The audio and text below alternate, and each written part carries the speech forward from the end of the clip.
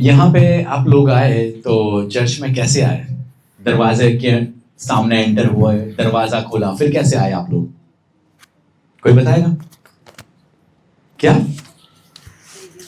सीढ़ी चढ़ी ने, बहुत सरस। क्या क्या चढ़ के आए? सीढ़ी चढ़ के आए ना। काउंट किया कभी किसी ने कितनी सीढ़ियां थी? हमने भी नहीं किया ना, इतने सालों से रहते, मम्मी ने भी काउंट नहीं किया होगा कि यहाँ पे सीढ़ियां कितनी थी और हमने कितनी सीढ़ी चढ़ी है आज। आप कभी काउंट करते हो कि आप दिन में कितने, अभी तो वो स्मार्ट वॉच आ गई है तो वो बता देती है कि हमने कितने स्टेप्स लिए, कितनी कैलोरी बर्न की, पर आपने कभी रियल में काउंट किया कि एक स्टेप में चढ़ा, 2 स्टेप चढ़ा? नहीं ना।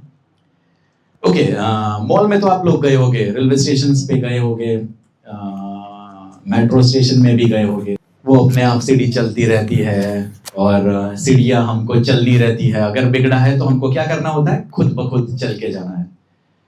ओके, ऐसी बहुत लंबी लंबी सीढ़ियां है ना। हम कोई पहाड़ों पे जाए, कोई ऐसी जगह पे जाए, हिस्टोरिकल जगह पे जाए, पहाड़ों में चले जाए तो क्या है, वहां पे सीढ़ी चल के जाना रहता है। जैसे कुंभलगढ़ ले लो, या फिर दूसरी कोई जगह, यहाँ के गुजरात की बात करो, ऐसे बहुत सारे पहाड़ है। महाबलेश्वर चले जाओ, बहुत सारी सीढ़ियां चलनी पड़ती है ना। सीढ़ी चढ़ के क्या होता है? हम आगे जा सकते हैं। दुनिया में ऐसी बहुत सारी सीढ़ियां है, सुना होगा ना, तरक्की की सीढ़ी चढ़ ली इसने, इसने सक्सेस की सीढ़ी चढ़ ली है। तो आज भी हम सीढ़ी पे से हम कुछ सीखना चाहेंगे। आज हम we are going to study from the staircases। जो staircase है उसके ऊपर से आज हम बाइबल से सीखेंगे। और मेरा संदेश का शीर्षक रहेगा कि स्वर्ग की सीढ़ी, स्वर्ग में जाने की सीढ़ी। बहुत सारी सीढ़ियां हम चढ़ते हैं ना, क्या बोले, कभी कभी वो अपने आप अपने को ले जाती है ऊपर, एक्सीलेटर्स होते हैं, इलेक्ट्रॉनिक सीढ़ी होती है तो अपने आप चलाती है। वॉकवेज रहते हैं जहां हमको खाली खड़े रहना है, अपने आप वो चलता रहेगा। मैनुअल सीढ़ी होती है, फिजिकल एफर्ट्स करके हमको जाना रहता है, सीढ़ी चढ़नी रहती है। पर स्वर्ग में जाने के लिए भी एक सीढ़ी है, बाइबल हमें बता दिया है। अगर स्वर्ग में जाना है तो क्या है? एक सीढ़ी है। There is one staircase, we have to climb on it and then we can reach the heaven। स्वर्ग में ऐसे ही हम नहीं जा सकते। हम पढ़ेंगे बाइबल से कुछ, देखेंगे कि बाइबल हमें क्या कहती है, स्वर्ग की सीढ़ी के बारे में बाइबल हमें क्या बताती है। तो ये हमें मिलेगा उत्पत्ति की किताब से, उत्पत्ति की किताब 28वां अध्याय, 28वां अध्याय, 12 से हम आगे पढ़ेंगे। पर उससे पहले हम थोड़ा ये देख लेते हैं कि हमने देखा कि मेट्रो की सीढ़ियां, यहाँ की सीढ़ियां, वहां की सीढ़ियां, पहाड़ों की सीढ़ियां। आपको पता है दुनिया की सबसे लंबी सीढ़ी कौन सी है? स्विट्जरलैंड में आई है। स्विट्जरलैंड में निशान बांध करके सीढ़ी का नाम है, वो सीढ़ी है। उसके स्टेप से 11,674 स्टेप्स है। 11,600 स्टेप्स आप चढ़ोगे ना तो वहां पे आप टॉप में स्विट्जरलैंड के एक माउंटेन पे चढ़ सकते हो। तो दुनिया की सबसे लंबी सीढ़ी तो इतनी है। हम यहाँ पे 10, 20 या 30 सीढ़ी चढ़ते होंगे और फिर हम आते हैं। पर ये जो निशान बांध स्टेयरकेस है, जो स्विट्जरलैंड में निशान माउंटेन के ऊपर बनाया गया है, उसमें 11,600 सीढ़ी चढ़ोगे तब आप ऊपर पहुंच सकोगे। वो Guinness book of world record, उसके नाम पे दर्ज है कि दुनिया की सबसे लंबी सीढ़ियों में से एक। बाइबल में भी एक सीढ़ी की बात की है, शायद वो निशान बांध से तो हजारों नहीं करोड़ों गुना लंबी सीढ़ी होगी बाइबल जो सीढ़ी की बात करता है। तो उत्पत्ति की किताब उसका 28वां अध्याय 12 आयत से हम आगे देखेंगे, 12 से 22 तक।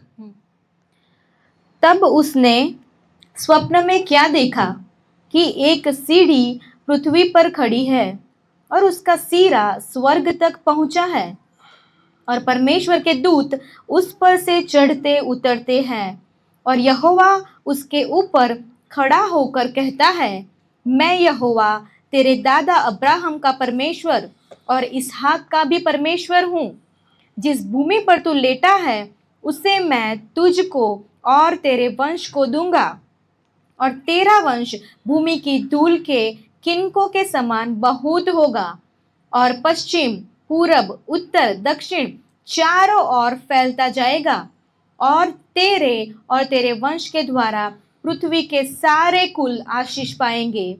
और सुन, मैं तेरे संग रहूंगा और जहां कहीं तू जाए वहां तेरी रक्षा करूंगा और तुझे इस देश में लौटा ले आऊंगा। मैं अपने कहे हुओं को जब तक पूरा न कर लूं तब तक तुझको न छोड़ूंगा।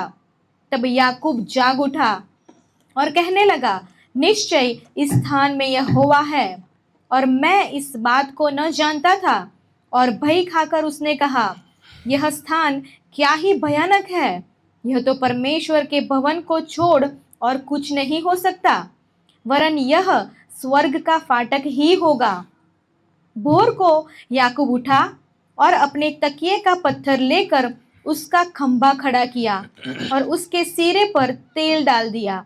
उसने उस स्थान का नाम बैतेल रखा, पर उस नगर का नाम पहले लूज था। तब याकूब ने यह मन्नत मानी, यदि परमेश्वर मेरे संग रहकर इस यात्रा में मेरी रक्षा करे और मुझे खाने के लिए रोटी और पहनने के लिए कपड़ा दे और मैं अपने पिता के घर में कुशल क्षेम से लौट आऊं, तो यहोवा मेरा परमेश्वर ठहरेगा और यह पत्थर जिसका मैंने खंभा खड़ा किया है परमेश्वर का भवन ठहरेगा। और जो कुछ तू मुझे दे उसका दशमांश मैं अवश्य ही तुझे दिया करूंगा।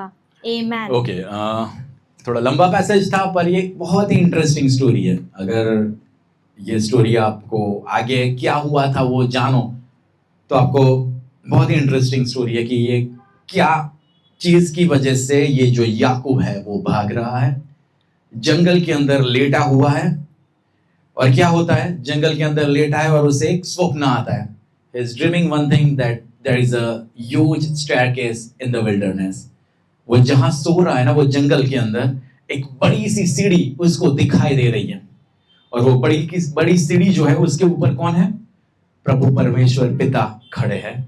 और वो सीढ़ी के ऊपर दूत जो है, एंजल्स ऑफ गॉड, चढ़ते हैं और उतरते हैं। ये चीज स्वप्नों में कौन देखता है? याकूब, जेकब जो है, याकूब वो देखता है। और इससे पहले हम देखें कि याकूब बड़ा धनी इंसान का लड़का था। उसको ऐसा नहीं था कि वो जंगल में कहीं पे पत्थर का तकिया करके लेट जाए अकेले जंगल में, मरुभूमि में जहां कुछ नहीं हो। उसने क्या किया था? उसके भाई का आशीष चुरा लिया था। राइट था, बर्थ राइट था, वो उसने ले लिया। और फिर क्या हुआ? डर के भाग रहा है। डर के भाग रहा है क्योंकि उसका भाई उसको मार डालना चाहता है। जो उसका बड़ा भाई एसाव था वो याकूब को मार डालने के लिए ढूंढता है। इसलिए क्या करता है? वो डर के मारे उससे भाग जाता है और भाग के कहीं ये जंगल में आता है और उसे ये स्वप्न आता है। अब हमने आगे देखा कि प्रभु परमेश्वर पिता ने भी उसके साथ वाचा बांधी और उसको कुछ कुछ चीजें कही। क्या कहा? कि मैं तेरे साथ रहूंगा, मैं तुझे अकेला नहीं छोड़ूंगा, तो जहां भी जाएगा मैं तेरे साथ रहूंगा। ऐसे बहुत सारी चीजें उसे बताई कि तू ये करेगा तो अभी मैं तेरे साथ हूं, तू मत डर, तू अकेला नहीं है, तू अकेला नहीं है, तू जहां जा रहा है वहां मैं तुझे संभालूंगा, वहां मैं तुझी रक्षा करूंगा। कौन कह रहा है पता है? प्रभु परमेश्वर पिता, जो सीढ़ी के सिरे पे आसमान में स्वर्ग तक जो सीढ़ी पहुंचती वहां से वो परमेश्वर पिता उससे ये कहते हैं। और ये डरा हुआ सा याकूब जो है वो डर के मारे उठ जाता है और सोचता है कि वाकई ये भयानक जगह है। वो बोलता है 18वीं आयत में कहता है कि या वाकई ये उसके ऊपर 17 में कि ये भयानक जगह है, मैं डर गया हूं कि यहाँ पे तो परमेश्वर का भवन है। क्या है? परमेश्वर का भवन है, ऐसी जगह है। उसको क्या नाम देता है याकूब? बेथेल। जंगल है, पूरी जंगल, मरुभूमि है, रेगिस्तान है, जहां कुछ भी नहीं है। और वहां पे एक पत्थर लेके जो सोया था ना, वो पत्थर को खड़ा करता है, पत्थर के ऊपर ऑयल डालता है, उसका पत्थर का अभिषेक करता है तेल डालने के बाद, और कहता है कि ये जगह का नाम आज से बेथेल है। क्या नाम है? बेथेल। बेथेल मतलब क्या? परमेश्वर का घर, परमेश्वर का भवन। अब ये जगह मैंने बताया ना कैसी है जगह, जहां कुछ भी नहीं है, जहां कोई इंसान नहीं है, वो घिनौनी जगह है, डरावनी जगह है, जंगल वाली जगह है, मरुभूमि है। और वहां पे क्या होता है, वो टूटा हुआ है, वो डरा हुआ है, वो सहमा हुआ है कि कहीं मेरा भाई मुझे पकड़ लेगा तो क्या होगा। प्रियो, ये स्टोरी आगे से आप पढ़ोगे ना, घर पे जाके एक बार पढ़ना, बहुत ही इसके अंदर आप क्लाइमैक्स भी देख सकोगे कि अब क्या होता है, थोड़ा थ्रिलर जैसा लगेगा कि अब क्या होगा, इसके साथ क्या होगा, कैसे बचेगा, क्या नहीं होगा। तो ये 28वां अध्याय तो नहीं, पर उसके आगे से आप पढ़ना घर पे जाके, तो आपको पता चलेगा कि यार क्या होता है एक भले इंसान के साथ, जिसके साथ परमेश्वर ने वाचा बांधी थी कि मैं तुझे बढ़ाऊंगा, मैं तेरे से एक बड़ी जाति उत्पन्न होगी। उसके दादा के साथ ये वाचा बांधी थी, और उसके साथ ये कौन सी परेशानियां आती है। प्रियो, जो याकूब था ना, वो टूटा हुआ था। परमेश्वर जो है ना, वो आज भी टूटे हुए लोगों से मिलता है। जब हम टूटे हुए हैं ना, तब वो जगह पे परमेश्वर हमें दर्शन देता है, हमें संदर्शन देता है। जब हम अकेले महसूस करते हैं, जब हम सोचते हैं कि भाई मेरा कौन है, मुझे कौन समझेगा, मैं टूटा हुआ हूं, मैं भाग रहा हूं, जगत से भाग रहा हूं, मेरा फ्यूचर क्या, तब परमेश्वर आपको दर्शन भी देता है, संदर्शन देता है, आपसे बात करता है। भजन संहिता 34 और 18 हम पढ़ेंगे। उसके अंदर लिखा है कि यहोवा टूटे मन वालों के समीप रहता है। भजन संहिता 34 और 18 क्या कहता है कि जो यहोवा है, जो परमेश्वर है हमारा, वो किसके करीब होता है, किसके समीप है, पिसे हुए और टूटे हुए के समीप यहोवा होता है। एक बार पढ़ोगे, यहोवा टूटे मन वालों के समीप रहता है और पीसे हुओं का उद्धार करता है। यहोवा जो है वो किसके करीब है, टूटे मन वालों के करीब है। और एक हम वचन पढ़े कि यशाया 57 और उसकी 15, परमेश्वर जो है ना, दीन और खोए हुए जो लोग हैं, टूटे मन वाले हैं, उनके साथ है, ऐसा ही कुछ यहाँ पे भी कहता है। क्योंकि जो महान और उत्तम और सदैव स्थिर रहता और जिसका नाम पवित्र है, वह यों कहता है, मैं ऊंचे पर और पवित्र स्थान में निवास करता हूँ और उसके संग भी रहता हूँ, जो खेदित और नम्र है। जो खेदित और नम्र है, उसके संग मैं रहता हूँ।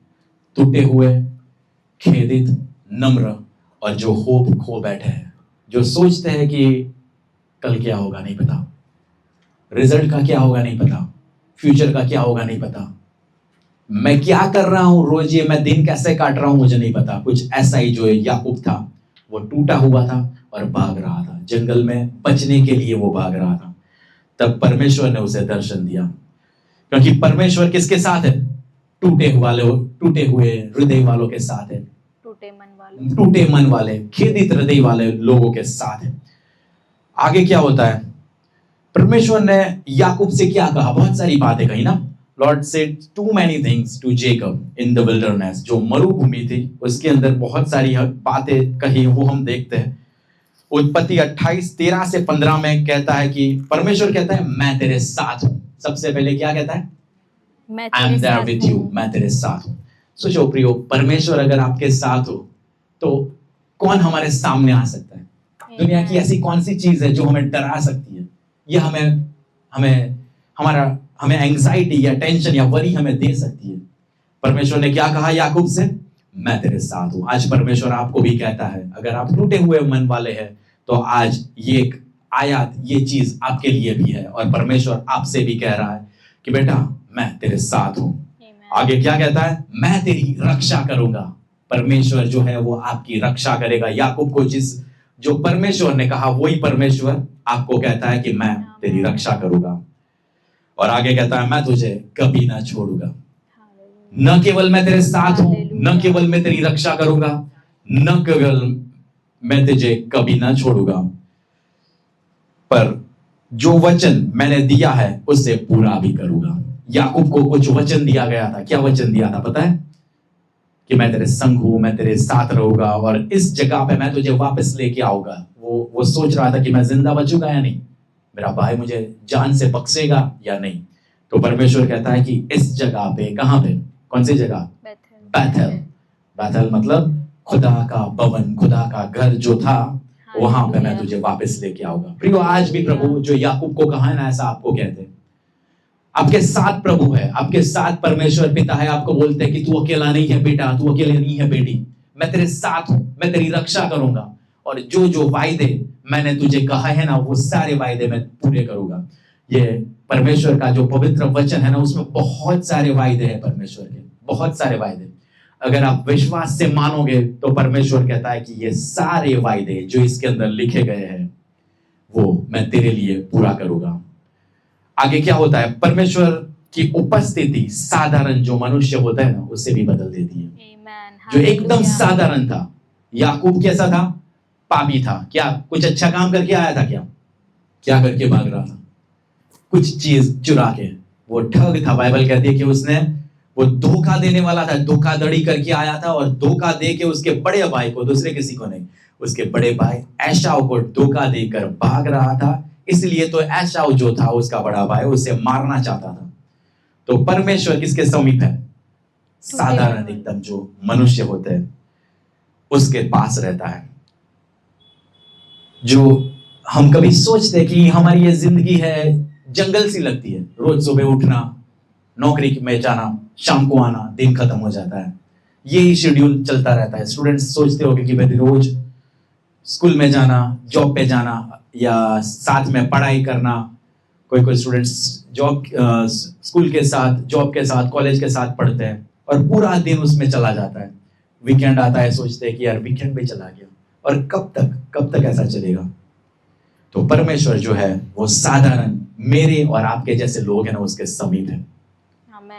और आपकी जंगल वाली जो स्थिति है ना, जो मरुभूमि वाली स्थिति है ना, उसे बैथेल बनाने के लिए परमेश्वर का आपकी जो परिस्थिति है उससे बैथेल बनाने के लिए परमेश्वर सामर्थ्य खुदा है। आज परमेश्वर आपसे कहता है कि ऐसे अगर शेड्यूल के अंदर, एक टाइम लूप के अंदर आप सोच रहे हो कि मैं फंसा हुआ हूं, फंसी हुई हूं, तो परमेश्वर कहता है कि तेरे जंगल को मैं परमेश्वर का भवन बना सकता हूं। I am going to turn your deserted place into Bethel. परमेश्वर ये कहता है, बैथेल कर दूंगा मैं ये मरुभूमि को, ऐसा परमेश्वर आपको कहता है। जहां परमेश्वर होता है ना, वो सारी चीजें बदल जाती है। परमेश्वर वास्तविक में भटके हुए लोगों को बदलने के लिए सामर्थ्य रखता है। ये भटका हुआ इंसान था, जो याकूब था, क्या था? भटका हुआ इंसान था। उसको पता ही नहीं था कि वो क्या कर रहा है, कहां जा रहा है। उसको नहीं पता था कि यहां से तो भाग रहा है, वो जहां पे जा रहा है उसको वो लोग रखेंगे, संभालेंगे, वो जिंदा रहेगा, कैसे खाएगा, कैसे पिएगा। वो क्या कहता है? परमेश्वर को पता है मुझे पानी देगा, रोटी देगा और मेरी रक्षा करेगा, इतना बहुत है। उसे इतनी परवाह थी कि भाई मुझे कुछ खाना मिल जाए, मैं कपड़े मिल जाए, मैं शांति से जी सकूं, इतना मेरे लिए बहुत है। पर अगर आप आगे पढ़ोगे ना, तो 2 दल लेके आता है। जहां से वो 20 साल के बाद आता है, ये जगह पे वापस जब आता है, वो हम पूरा नहीं देखेंगे, 2 अध्याय 3 अध्याय तक ये है, पर आप पढ़ना घर पे 28 से लेके 29 30 उत्पत्ति के ये जो अध्याय पढ़ोगे, तो इसकी रिक्वायरमेंट क्या थी? प्रभु से क्या प्रार्थना की थी उसने? क्या बोल रहा है परमेश्वर से? 18 से लेके 22 तक पढ़ोगे, उत्पत्ति 28 18 से 22। भोर को याकूब उठा और अपने तकिए का पत्थर लेकर खंभा खड़ा किया और उसके सिरे पर तेल डाल दिया। उसने उस स्थान का नाम बैथेल रखा, पर उस नगर का नाम पहले लूज था। तब याकूब ने यह मन्नत मानी, यदि परमेश्वर मेरे संग रहकर इस यात्रा में मेरी रक्षा करे और मुझे खाने के लिए रोटी और पहनने के लिए कपड़ा दे और मैं अपने पिता के घर में कुशल क्षेम से लौट आऊं, तो यहोवा मेरा परमेश्वर ठहरेगा, और यह पत्थर जिसका मैंने खंभा खड़ा किया है परमेश्वर का भवन ठहरेगा, और जो कुछ तू मुझे दे उसका दशमांश मैं अवश्य ही तुझे दिया करूंगा। क्या बोलता है? एक कंडीशन रखता है प्रभु के सामने, एक डील करता है। ये जो उसके भाई को धोखा देके आया, प्रभु से भी डील करता है, बिजनेस करता है कि अगर प्रभु तू मुझे संभालेगा ना, तो मैं क्या करूंगा, मेरा 10वां तुझे दूंगा, और ये जगह पे जो मैंने खंभा रखा है उसके ऊपर तेल डाला है, वो क्या होगा? तेरा भवन होगा। यहाँ पे मैं तुझे अर्पण करूंगा, मैं तुझे कुछ दूंगा, पर पहले क्या करना पड़ेगा, तुझे मुझे कुछ संभालना पड़ेगा, देना पड़ेगा। तो इसका माइंडसेट प्रियो हम समझ सकते हैं कि भाई प्रभु से भी वो डील करता है जैसे भाई से डील की। भाई से उसने जो डील करके उसे धोखे में डाल के उसका जो था पहलौठा जो चीज था, वो फर्स्ट बॉर्न चाइल्ड का जो राइट था वो उसने ले लिया। ऐसा ही प्रभु के साथ ये कहता है कि अगर तू मुझे संभालेगा, रोटी देगा, पानी देगा ना, तो मैं तेरे लिए ये करूंगा। जब ये वापस आता है तो प्रभु ने केवल रोटी और पानी नहीं दिया, क्या दिया पता है उसे? हजारों भेड़े, हजारों बकरे, हजारों ऊंट, गाय बैल, 4 पत्नियां और 12 बच्चे। आप पढ़ना, आपको आगे सब कुछ ये देखने मिलेगा कि इतनी सारी चीजें, 4 पत्नियां, 12 बच्चे, हजारों गायें, हजारों बैल है, और ये सब लेके 2 दल लेके वो वापस आता है जहां पे वो जा रहा था, वो सब जगह से। तो परमेश्वर आपके साथ भी ये कर सकता है। अगर आप विश्वास से परमेश्वर को बोलोगे कि परमेश्वर मेरी ऐसी कंडीशन है, मेरी स्थिति ऐसी है, तू ही बदल सकता है, तू ही मुझे इसमें से बाहर निकाल सकता है, तो जो परमेश्वर है वो आपके साथ भी ऐसा ही कुछ कर सकता है। ऐसा ही आपके साथ भी हो सकता है। अगर आप टूटे मन वाले हैं, अगर आप भटके हुए हैं, अगर आपको नहीं पता कि मेरे साथ ये क्या हो रहा है, नौकरी से घर, घर से नौकरी, स्कूल से घर, घर से स्कूल, और ये क्या होगा, लोग कितने तरक्की कर रहे हैं और मैं क्या कर रहा हूं, तो आज प्रभु कहता है कि मैं तेरी दशा जो है ना वो मैं बदल सकता हूँ। तेरी दशा को मैं बदल सकता हूँ और तेरे मरुभूमि को मैं बेथेल मतलब परमेश्वर का घर बना सकता हूँ। Hallelujah, hallelujah. हमने ये देखा कि प्रभु टूटे हुए मन वालों के साथ है, याकूब भाग रहा था, और हमने देखा कि परमेश्वर जो साधारण से इंसान है उसकी भी परिस्थिति बदल कर उसे धनी बना सकते हैं, 2 दल बना सकते हैं। हमने ये भी देखा कि परमेश्वर ने ऐसी जंगल वाली जगह पे उसे एक सीढ़ी दिखाई और स्वर्गदूत उसके ऊपर क्या करते थे? चढ़ते थे और उतरते थे। एक बार ये आयत वापस पढ़ोगे, उसने जो स्वप्न में क्या देखा? तब उसने स्वप्न में क्या देखा कि एक सीढ़ी पृथ्वी पर खड़ी है और उसका सिरा स्वर्ग तक पहुंचा है और परमेश्वर के दूत उस पर से चढ़ते उतरते हैं, और यहोवा उसके ऊपर खड़ा होकर कहता है, मैं यहोवा तेरे दादा अब्राहम का परमेश्वर और इसहाक का भी परमेश्वर हूँ। जिस भूमि पर तू लेटा है उसे मैं तुझको और तेरे वंश को दूंगा। पर कहने का मतलब है कि उसने स्वप्न में क्या देखा था? एक सीढ़ी, एक स्टेयरकेस देखी थी। कहां तक पहुंचती थी? स्वर्ग तक पहुंचती थी। और क्या होता था? दूत जो थे वो चढ़ते थे और उतरते थे। अपना संदेश का शीर्षक क्या था? स्वर्ग में जाने की सीढ़ी या स्वर्ग की सीढ़ी। पर याकूब क्या स्वर्ग गया क्या? अभी की बात कर रहा हूं। ये जो जब स्वप्न देख रहा है तब वो स्वर्ग में पहुंचा क्या? नहीं, यहां कुछ ऐसा बताया नहीं। कौन पहुंच रहा था?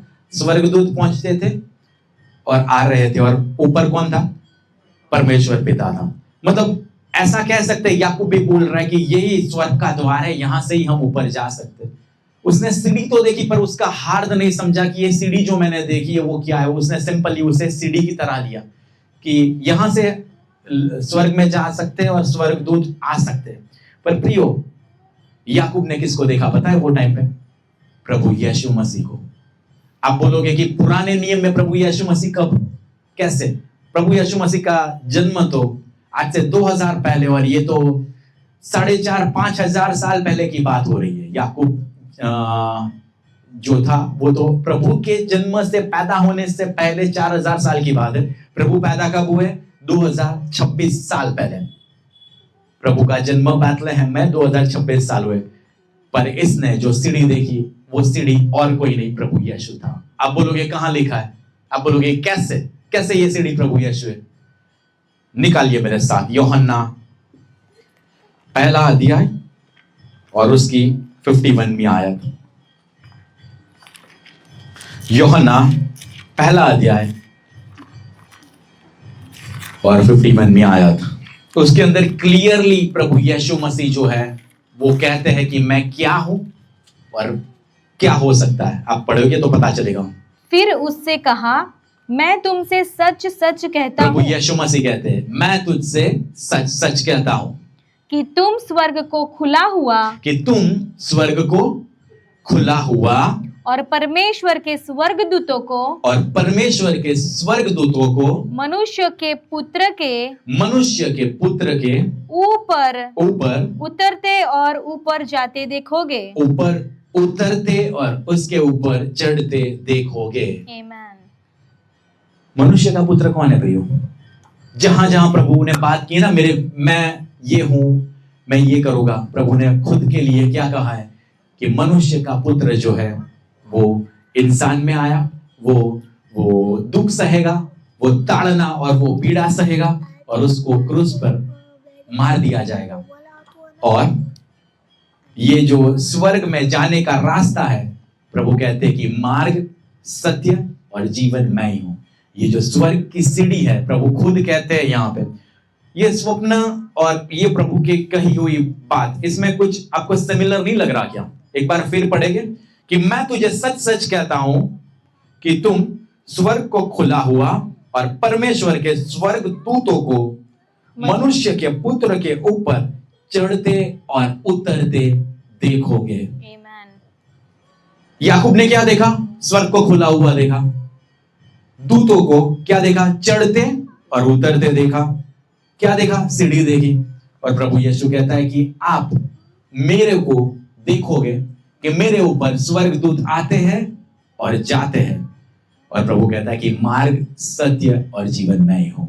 याकूब नहीं पहचान सका प्रियो, वो पुराने नियम में याकूब नहीं पहचान सका कि वाकई में ये जो सीढ़ी है, the staircase which I am watching right now in my vision, what is it? वो नहीं पहचान सका। पर हम और आप, वो privileged है, हम और आपके ऊपर वो करुणा की गई है प्रभु ने कि हम जानते हैं कि वो जो स्वर्ग की सीढ़ी याकूब ने देखी थी, वो और कुछ नहीं था, वो प्रभु यीशु मसीह जो आने वाले थे उसकी प्रोफेसी थी। क्योंकि जो पुराना नियम है ना, वो नए नियम की परछाई है। सारी चीजें आप देखोगे ना, सारी छोटी से छोटी चीजें, सारी चीजें जो नए नियम में होने वाली होती है या हो गई होती है, तब पुराने नियम पढ़ने पर हमें पता चलता है कि भाई ये तो पुराने नियम में हो चुका है। मेमने का लहू हम देखते हैं कि भाई मेमने का लहू पुराने नियम में बहाया गया और दीवारों के ऊपर लहू लगाया गया, तो ये नए नियम में हुआ। प्रभु यीशु का रक्त, बोला प्रभु यीशु का रक्त आपको ढके रहेगा।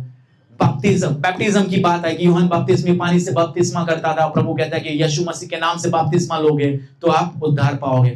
पुराने नियम में ये लोग पानी से बपतिस्मा वो भी लेते हैं। कैसे? ये लोग जब बाहर निकलते लाल समंदर के बीच में से, दोनों साइड, राइट और लेफ्ट साइड पे there was a pillar of water, पानी की दीवार बनी हुई थी और वो पानी की दीवार के बीच में से होके ये पूरे इजराइल्स 6 लाख से ज्यादा लोग निकलते और एक साथ वो बैप्टिज्म लेते। एक नहीं, सारी चीजों में ऐसा है। सारी चीजों में क्या बोले, पुराने नियम में जो है वही चीज नए नियम में रिवाइज करके दिखाई जाती है। तो प्रियो, आज हमें पता है कि अगर स्वर्ग में पहुंचना है, अगर परमेश्वर के पास पहुंचना है, तो एक ही रास्ता है। कौन सा? प्रभु यीशु मसीह। और उसके थ्रू ही वही मार्ग है, वही रास्ता है और वही जीवन है। और उसके अलावा हम कुछ भी करके स्वर्ग नहीं पहुंच सकते। नहीं हमारे अच्छे भले काम, नहीं हमारे पवित्र जीवन, खुद का कुछ भी करने या कर मिटने की डिजायर हमें स्वर्ग नहीं दिला सकती। हमें स्वर्ग केवल प्रभु यीशु दिला सकते। प्रियो, ये दर्शन याकूब को कब मिला था पता है? जब वो पाप करके भागा था। कुछ दहन अर्पण चढ़ा दिया प्रभु को प्रसन्न कर दिया, बलिदान दे दिया या प्रभु को कुछ दे दिया और प्रभु खुश हो गए और फिर उसे दर्शन दिया जैसे सुलेमान को दिया था। नहीं, ऐसा नहीं हुआ।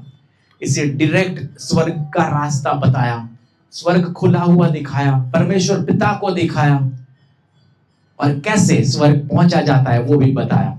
कब बताया पता है? जब वो पापी था। इसका मतलब ये है कि प्रभु यीशु भी कहते हैं, पुराने नियम में जो हम देखते हैं वही नए नियम में हम पढ़ते हैं कि मैं पाप से घृणा करता हूं पर पापियों से तो मैं प्यार करता हूं। ऐसा नहीं है कि आप अगर सोचते होगे कि भाई मैंने बहुत सारे इतने बुरे काम किए हैं, क्या प्रभु मुझ पर दया कर सकता है, मुझ पर कृपा कर सकता है? प्रियो, आज वो दिन है। प्रभु आपको भी कहता है, अगर आप टूटे मन वाले हो, अगर आप गिरे हुए लग रहे हो, आपकी नजर में आप सोचते हो कि मैं गिरा हुआ इंसान हूं। आप खुद को, मैंने देखे ऐसे लोग खुद को आईने में भी स्ट्रेट नजर से नहीं देख सकते। क्यों? क्योंकि वो जानता है, वो जानती है कि उसने क्या क्या किया है। अगर आपको ऐसा महसूस होता है कि मेरी लाइफ कुछ ऐसी है, बिखरी हुई है, मैं समझ नहीं पा रहा कि क्या हो रहा है मेरी लाइफ के साथ, तो प्रभु आपको भी आज कहता है कि मैं तेरे साथ हूं, मैं तेरी दुर्दशा बदल दूंगा। तू खाली रोटी पानी के बारे में कहता है, तू मुझे संभालने की बात करता है, पर तेरी पूरी लाइफ अपसाइड डाउन करने के लिए मैं काबिलियत रखता हूं। हालेलुया। हमें सारी चीजें बदलने के लिए परमेश्वर काबिलियत रखते हैं। केवल हमें विश्वास करना है। विश्वास करने से ही, ये स्वर्ग की करेंसी है। विश्वास क्या है पता है? विश्वास एक करेंसी है। यहाँ पे हम जो लेन देन करते हैं ना, डॉलर में, पाउंड में, रुपीज में, येन में, रूबल में, ये सारी चीजें, शेकिल में, जो हम आप ले करते हैं, आदान प्रदान करते हैं चीजों का, किससे? पैसों से, करेंसी से, चलन से, रुपये से। स्वर्ग में ये नहीं चलता। स्वर्ग में क्या चलता है? फेथ चलता है, विश्वास जो हमारा है वो चलता है। और विश्वास से आज आप ये स्वर्ग की सीढ़ी आप भी देख सकोगे। विश्वास से आप वो जगह पे जा सकोगे जहां आपके कोई अच्छे भले चंगे काम आपको नहीं पहुंचा सकते। क्योंकि अगर सच्चे काम और अच्छे कामों से ही स्वर्ग जाया जाता तो ऐसे बहुत सारे लोग हैं, मैंने बहुत सारे लोगों को देखा है कि वो अब हमसे पहले कब से स्वर्ग पहुंच चुके थे। एक एक सर के एक एक बाल खींच के नोच लेते हैं, देखा है, मोक्ष के लिए। 45 डिग्री का तापमान हो, धूप हो, तो भी वो लोग पैर में चप्पल पहने बिने चलते रहते हैं, कभी व्हीकल में बैठते नहीं है। क्यों? मोक्ष प्राप्त करने के लिए। सूरज ढलने के बाद वो लोग खाना नहीं खाते। क्यों? मोक्ष प्राप्त करने के लिए। कई एक कम्युनिटी के लोग हैं, वो दिन में 5 बार खुदा का शुक्र अदा करते हैं। क्यों? जन्नत नसीब होने के लिए। यहां सर उनका घिस जाता है, सजदा कर करके काला टीका हो जाता है। क्यों? जन्नत नसीब कर होने हैं, उनको जन्नत चाहिए, इसके लिए मोक्ष चाहिए, इसके लिए प्रभु कहता है विश्वास कर, मैं तेरे लिए सब कुछ कर सकता हूं। हमें कुछ चीज करने की जरूरत नहीं है, हमें ऐसा कुछ हमें कष्ट देने की जरूरत नहीं है। हमने देखा है, न्यूज में भी देखा है कि ऐसे त्योहारों पे अपने खुद को मारते, खून निकालते हैं। क्यों? परमेश्वर को खुश करने के लिए। जबान के अंदर वो सलिया डाल देते हैं, नींबू और सलिया डाल देते हैं, अंगारों पे चलते हैं। ऐसा कुछ प्रभु नहीं चाहता, कुछ भी अपने पास नहीं चाहता कि इतना दे, ये कर, वो कर, नष्ट कर, अपनी जात को नष्ट कर, अपने बॉडी को नष्ट कर। याकूब जब पाप से भाग रहा था, तब उसे स्वर्ग की सीढ़ी प्रभु परमेश्वर ने दिखाई। God gave him vision of the staircase of heaven when he was a sinner. जब वो पापी ही था, तभी उसके लिए ये सब हुआ। अगर आप इस कैटेगरी में बैठ रहे हो, आप भी सोच रहे हो कि मेरी भी कंडीशन कुछ ऐसी है, ऐसे लूप में मैं फंसा हुआ हूं या फंसी हुई हूं कि क्या लाइफ में क्या है यार, नहीं समझ आ रहा, कुछ भी पता नहीं चल रहा कि कैसे होगा, क्या होगा। एंजॉयमेंट तो दूर की बात रही, खुद का पूरा ही नहीं कर सकती मैं। लोगों के इतने फ्रेंड्स होते हैं, चिल करते हैं, ये घूमते फिरते हैं, पर मेरी कंडीशन ऐसी है कि मैं मेरा खुद का पूरा नहीं कर सकता। क्या होगा, कैसे होगा? परमेश्वर आज कहता है जो मैंने याकूब के साथ किया, कि वो शहर जो था वहां से उसको दूसरी जगह पे जाना पड़ा, क्योंकि वहां जो जहां रहता था उसके मामा के, लाबान के वहां, वो अब दोनों साथ में नहीं रह सकते। इतनी सारी प्रॉपर्टी, इतनी सारी चीजें उसके साथ हो गई थी। तो वही परमेश्वर आपके साथ है, और वही सीढ़ी आपको स्वर्ग तक ले जाने के लिए काबिलियत रखती है। परमेश्वर से आज कहिए कि परमेश्वर मुझे भी वो रास्ता दिखा। खुद ब खुद करने जाओगे, आप बोलोगे मैं बस बाइबल आज से पढ़ना चालू करता हूं, कंप्लीट करना है। नहीं, ये कोई नॉवेल नहीं है, ये कोई ऐसा न्यूज़पेपर नहीं है कि हमें अप टू डेट रहना है बाइबल में, कि सारी कहानियां हमें आनी चाहिए। नहीं नहीं नहीं, एक आयत पढ़ो, एक अध्याय पढ़ो, पर विश्वास से पढ़ो, और परमेश्वर से बोलो कि परमेश्वर मेरे से बात कर। वो आपसे बात करेगा।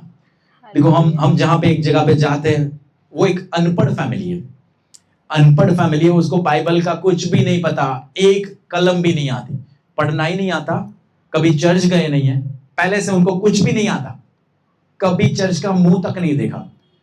हम जाते हैं उनके पास और प्रभु का वचन सुनाते हैं।